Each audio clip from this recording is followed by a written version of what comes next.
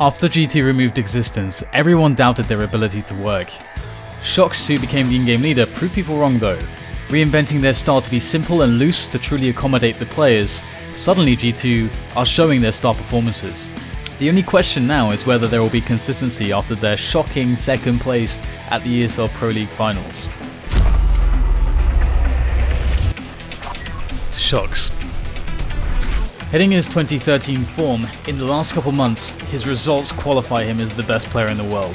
He is the hard carry of the team, a job he does well whilst leading the team and motivating them at the same time. Scream.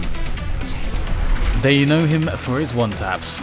Scream, the aim monster, seems to be, in Shox's system, able to perform at the top level again.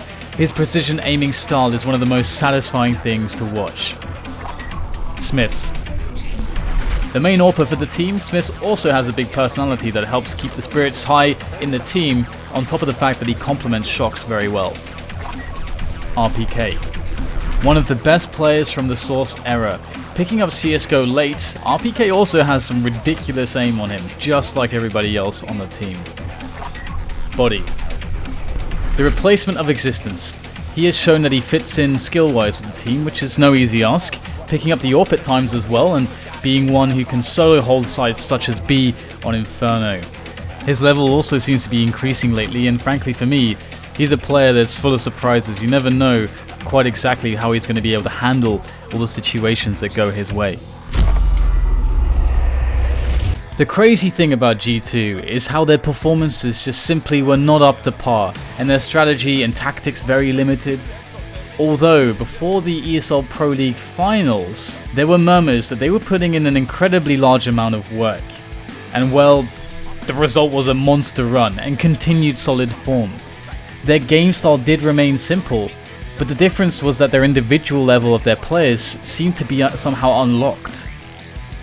G2 barely qualified through behind Astralis in a three-way tie situation, their form kicking in a very fortunate time just to be able to avoid the playoff fight where it was quite possible they wouldn't have made it through.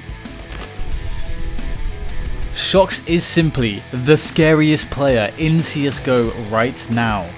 If he continues to perform, he can force his will on any situation to ruin your plans or your control of the match.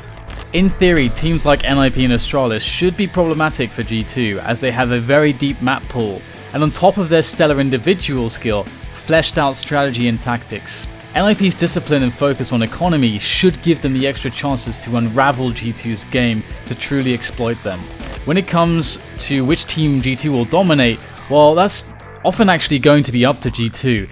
If Shox is really going off as well as Scream at the same time, they have the ability to dominate any team. Generally speaking though, teams who have a similar game style that's a little bit loose are going to have a lot of issues here, especially if they have less individual skill and confidence as we're seeing out of G2 right now. They are very, very on top in those regards. So a team like TSM and Cloud9, I think they're going to have a lot of trouble, but generally they're going to be some of the weaker teams in the 8 finalists that we have here.